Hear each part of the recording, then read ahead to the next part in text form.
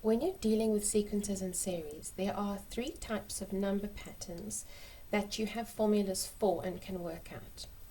The first one is arithmetic or linear, and those you've probably been doing in grade 9 and 10 and 11. This formula might be new to you, and I recommend that when you are using it, you bracket the D. We'll go through what all of these stand for in a minute, but the D is going to be multiplied into this bracket here. And if you don't bracket it and it's negative, you might be tempted to subtract it from the bracket because the algebra tells you to subtract rather than multiply in. The second number pattern you will have learnt formulas for is in grade 11, the quadratic sequences. If you need a refresher on that, I've got a video up called Grade 11 Quadratic Number Patterns, and those can definitely come up in matric. But the new one that you've never done before is geometric, and that's also known as exponential. Now you would have actually seen some of these before, and they would have been in what I call the other sections. So you would have had ones you can solve last year, linear and quadratic, and then you would have ones that you had to take some guesses, the level 4 questions, the problem solvers, and some of them could have been exponential. Nevertheless, now we're going to formalize exactly how to find the formula and answer questions for the geometric sequences. Okay, what makes the arithmetic or linear sequences special is that they have a constant difference. You'll remember that the quadratic ones have a constant second difference. When we say constant difference, we mean the first one. So that means that as you go up to get the next terms of the sequence, you go up in the same consistent amount every time. Let's look at an example. So with this one, you have a constant difference of 3, which means that when you work out the difference between each term and its consecutive one, it's always going to be 3. So in the formula, that D is this 3. The A is going to be the first term, which is 7, and your N is merely the position. So A is the first term, D is your common difference. The words constant and common are used quite interchangeably, so it's a good idea to get used to seeing and using both of them. And then your N is simply the position. More about that a little bit later. With the geometric sequences, they're exponential, meaning they go up exponentially, so they increase incredibly quickly. A link you can make in your mind here is with compound interest that grows exponentially. Right, so with an exponential sequence, we don't have a constant difference, and you'll know that because you test them out initially to see which ones they are if you're not told. These guys have a constant ratio, which means that when you divide the terms by each other, you get something that's the same every single time. Let's look at an example. The test for an exponential sequence is to see whether T2 over T1 gives you the same ratio as T3 over T2, T4 over T3, and so on. So we test them. Normally 2 is enough, and if they tell you it's exponential, 1 is enough. However, you might make a mistake, in which case doing a second one will help you. So I'm going to take the second one over the first one. Just like with the linear ones, we would have taken 10 minus 7. I'm going to say 3 over 2. Okay, so that's already in simplest form. So that is the ratio between that one and that one. So let's check this one. What if we go 4.5 over 3? Now punch that into the calculator and see how it simplifies. And you'll see that simplifies to 3 over 2. So what we know now is that this number 3 over 2 is the constant ratio. And that means every time I've got to multiply a term by the constant ratio to get the next term in the same sequence.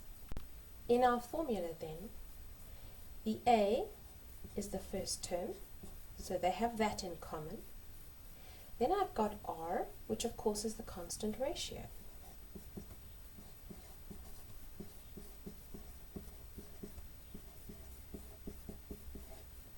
the n is still the position, and those questions will feel quite similar to what you've done before, both with the arithmetic or linear and the quadratic. So this is how we find the formula when we're given a sequence.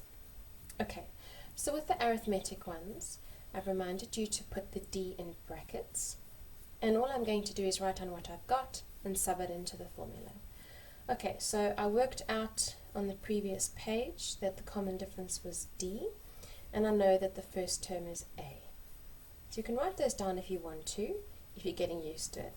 But you'll get to a point where you can simply sub them in as is. So a is 7, and then I'm going to keep the n minus 1. Remember that the formula will end up with an n in it. That is how it is supposed to be. So don't stress that you can't find an actual number for n, because that's not this type of question. When they want you to find n, they'll ask you to do that. Okay, and our constant difference here is 3. Tidying that up then, I'm going to have 7 plus, and this gets distributed in. You can see why if this was a negative it might be really confusing if we didn't put brackets there. So I've got 7 plus the 3n minus 3, and then in my last stage I'm just going to reshuffle it so that my term with the n comes first. So it's going to be 3n plus 4. A word about this formula before we start finding the formula for this particular sequence. We sometimes get ourselves really confused with exponential laws, and we think that we can multiply the a in with the r. That exponent n minus 1, remember that it can also basically be bracketed, but the n minus 1 applies to r. And in our laws of BEDMAS, we have to apply the exponent first.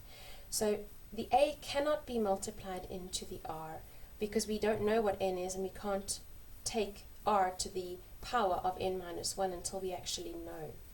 So don't ever be tempted to multiply a into r until you actually have a number for that, in which case raise r to that power and only then multiply in the a.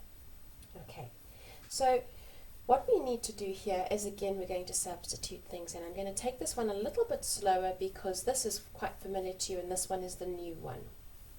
So I know that my first term is 2, and I know that my constant ratio, we worked it out on the last page, was 3 over 2. Therefore, subbing in, I have Tn equals 2.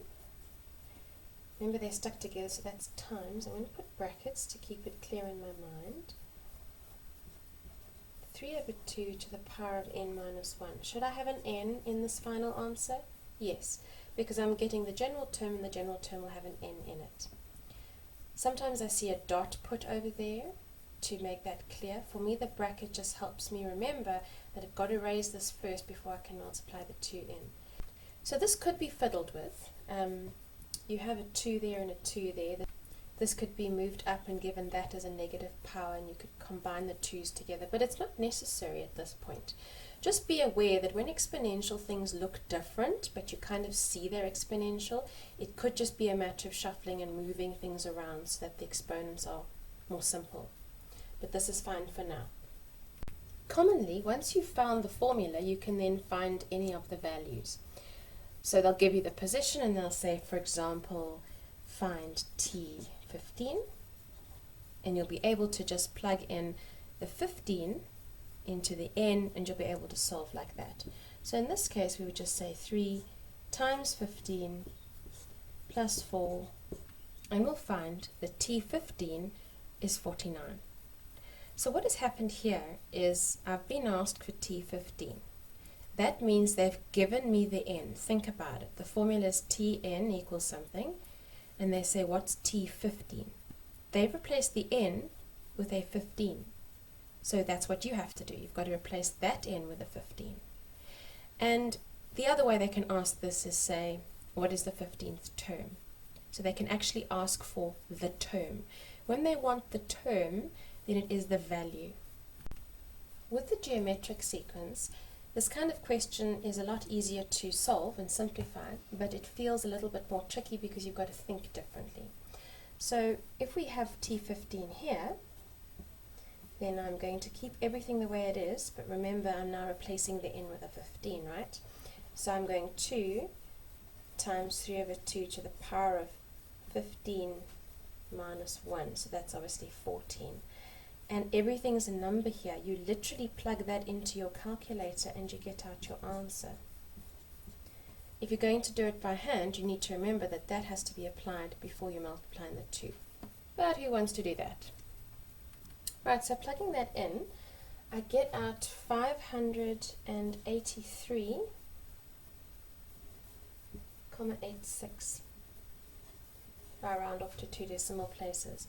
These will often be like that, really long numbers, and remember that the instructions at the beginning of most question papers says round off to 2 decimal places unless otherwise specified. So in this question here, they're still asking you for the actual term, which is the value of that term and not its position. You know they're not asking you for the position because they gave you the position, so they won't ask for something that you've been given. Okay, the next common question type is to be asked to find the position when you're given the actual term. And because you've done these quite a bit before with the linear or arithmetic and the quadratic sequences in grade 11, I'm going to make this one phrased slightly differently so that you can get used to the vocab that can be used. So this one, I'm going to say find the number of terms, which is a trick way of asking for n.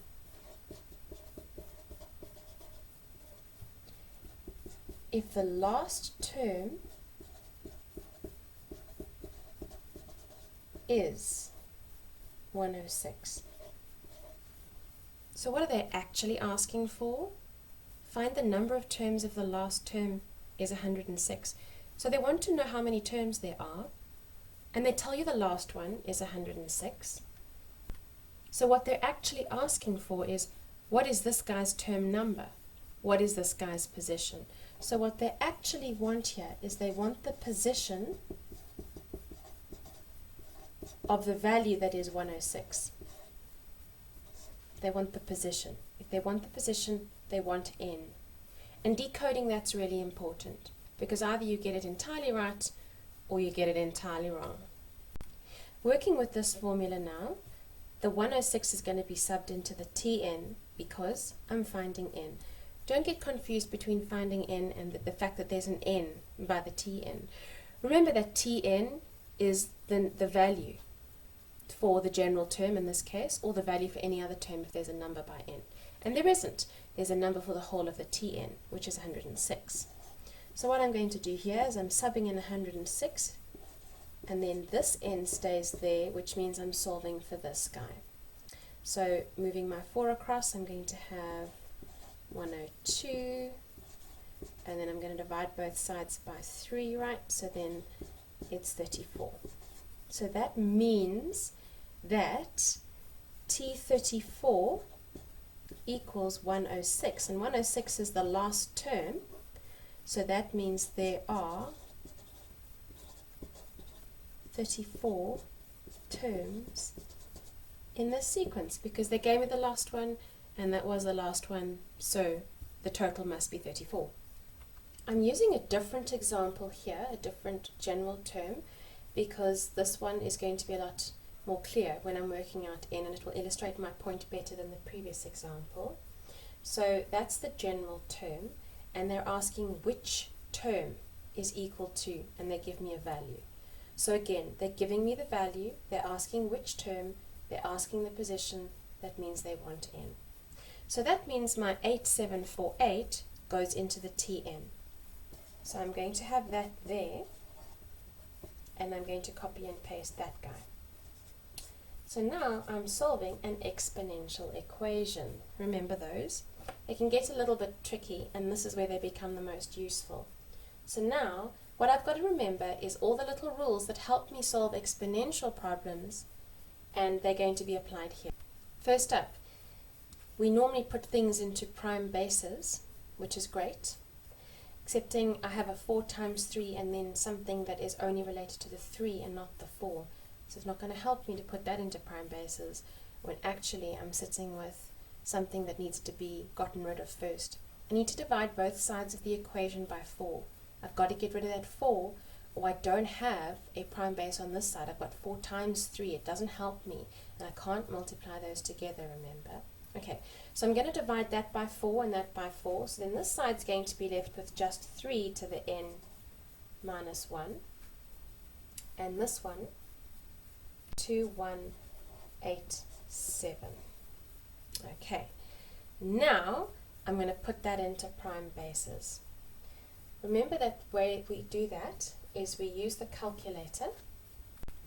So I'm going to type in 2187 and then equals. That's not that intuitive. And then I'm going to go shift, and there's a little word fact under there. It's going to put it into its prime basis. So 2187 is 3 to the 7, which is highly convenient in this example, because if I can convert that to 3 to the 7, then I can equate my two exponents. Don't forget that skill from exponential equations. So 2187 is actually 3 to the 7, and this guy is 3 to the n minus 1. Remember, at this point we drop the bases and we just equate 7 is n minus 1, therefore n is going to equal 8. What does that mean? It means that T8 equals 8748. The position of this term is the 8th position in the sequence. This is a question type to get used to. When they put variables in the terms, and then they want you to work out what the variable is, and then they normally want you to work out something else as well. Notice here they don't actually say find the general term. Find k and hence the possible sequence. Right, so what does it mean to find the possible sequences? They mean that they want you to get T1, T2, and T3, because that's essentially what they gave you. They gave you that's T1, that's T2, that's T3. Now they want to know what are the actual numbers, because once you've gotten k, you can then sub it in and get the actual numbers. Whether you have to find the general term as you go along is something you're going to have to think about. Okay, so I've chosen an example that can work with both arithmetic and geometric sequences. So let's pretend that this question is a question where they tell you it's arithmetic. Now, in this question, they would have to tell you it's arithmetic or geometric, because otherwise you don't know what you're allowed to equate. May you equate the differences, or may you equate the ratios. So they have to tell you that. I've deliberately left it out of this question because I want to do it both ways and illustrate for you how this type of question can come up in both arithmetic and geometric examples. Okay, so if it was arithmetic, what I know is that I have a constant difference. So telling me that it's arithmetic is also telling me that there's a constant difference. What this means is that I've got T1, T2, and T3, right? This means that if I take T3 and I minus T2, I will get exactly the same as if I take T2 and I minus T1. So I'm going to sub in these things for each of these terms, and I'm going to find a value for k by solving the equation. Using brackets is really helpful here. My third term is 2k minus 5. So I'm going to just pop that down, that's okay as is, and then I'm going to minus k minus 1. So in order to make sure I don't do something really silly here, I'm going to bracket it. Okay, so that must equal, what was T2? T2 is k minus 1, and then I'm going to sub in the k plus 1. Again, I have bracketed because I'm going to minus, and that minus must be applied to both terms in that bracket and not just the first one. Okay, cleaning that up, I've got 2k minus 5 minus k and plus 1. And on this side, I've got k minus 1 minus k minus 1. Tidying up both of those sides, I end up with, on here, k minus k is nothing, so I get negative 2 on this side. On this side, I've got 2k minus k, so it's just k. And I've got negative 5 plus 1, so it's negative 4. That leaves me with an answer for k, which is that k is negative 2 plus the 4, so it's 2. So I get an answer for k equals 2 on this one. So if the sequence was arithmetic or linear, then if I sub in that 2 into k in each of these, I end up with the first term being 3, the next one being 1, and then -1, and so on. Then I've got a constant difference here. So in each case I'm subtracting, right? I'm subtracting 2, so it's -2 is my constant difference. I've got a first term, my a value is 3. I could work out the general term, but that's not what's being asked. I actually never had to do that with this one, but I might have had to. I might have a further question here that says which term is, and then they give me a value. But what if it was geometric? If this was a geometric sequence, then what I would know is that there's a constant ratio. What that means is that T3 over T2 will equal T2 over T1. Remember, I will have to have been told that this is geometric or I can't solve the problem. So they're telling me it's geometric, I know it has a constant ratio, so I'm going to take these numbers and I'm going to make them into fractions. Okay, so I'll take T3 over T2, so I've got 2k minus 5 over k minus 1, and that gives me the other ratio, which is k minus 1 over k plus 1. This looks quite complicated, but I'm going to cross multiply to deal with this one. So when you ever have two fractions like this, you can simply take this one times that one equals that one times that one. And I'm going to solve that one on the next page. Right, so when we cross multiply, we're going to take that product and equate it to that one. So I'm going to say